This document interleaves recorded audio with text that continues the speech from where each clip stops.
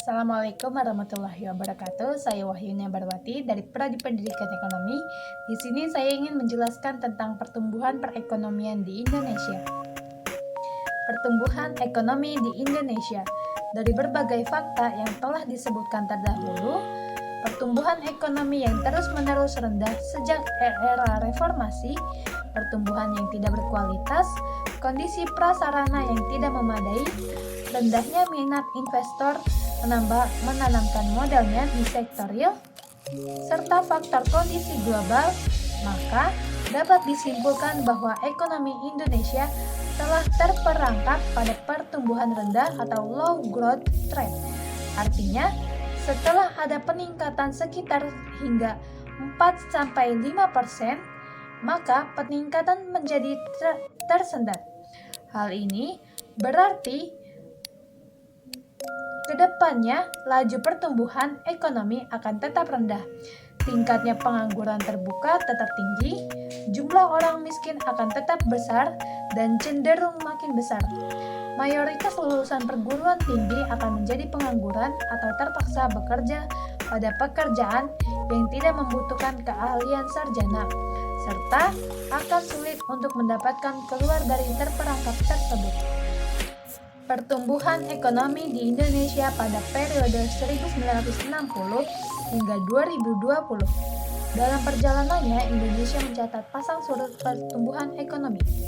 GO ini merangkum jejak pertumbuhan dari masa ke masa pemerintahan 7 presiden yang pernah memimpin di Indonesia, dari Soekarno sampai Joko Widodo. Sebagai data awal per kuartal 3 2018, pertumbuhan ekonomi di Indonesia tercatat 5,17%, lebih tinggi dibanding periode yang sama tahun lalu sebesar 5,06%. Secara tahunan, pertumbuhan ekonomi 2017 mencapai 5,7% hingga angka tertinggi sejak 2014. Memang itu masih di bawah pertumbuhan ekonomi masa pemerintahan Soeharto yang sempat menembus 10%, sehingga ketika itu Indonesia dipuja-puji sebagai salah satu macan Asia. Bahkan kinerja ekonomi saat ini menjadi di bawah pencapaian pemerintah Susilo Bambang Yudhoyono yang bisa di atas 6%. Namun kondisi perekonomian Indonesia sekarang tetap dinilai sudah mulai stabil. Setelah mengalami kejatuhan pada krisis 1998, saat itu inflasi meroket drastis 80% dengan pertumbuhan perekonomiannya yang masih minus. Faktor-faktor yang mempengaruhi perekonomian di Indonesia. Adapun faktor utama yang mempengaruhi pembangunan dan perekonomian Indonesia adalah sebagai berikut, seperti sumber daya alam, akumulasi modal, tenaga manajerial dan organisasi produksi, teknologi, dan pembagian kerja dan perluasan skala produksi. Prospek ekonomi bisnis Indonesia dalam era perdagangan global.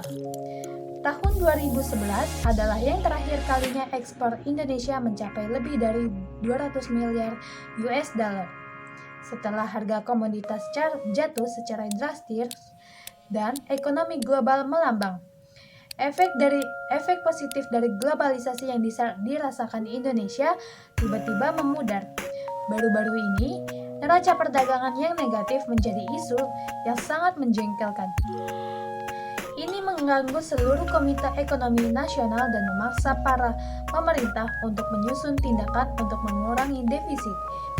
Hal yang paling menjengkelkan lainnya adalah mendengar para pembuat kebijakan dan akademisi mengulang-ulang ide yang sama yang telah dipaparkan di luar negeri, seolah-olah Indonesia menderita penyakit yang sama.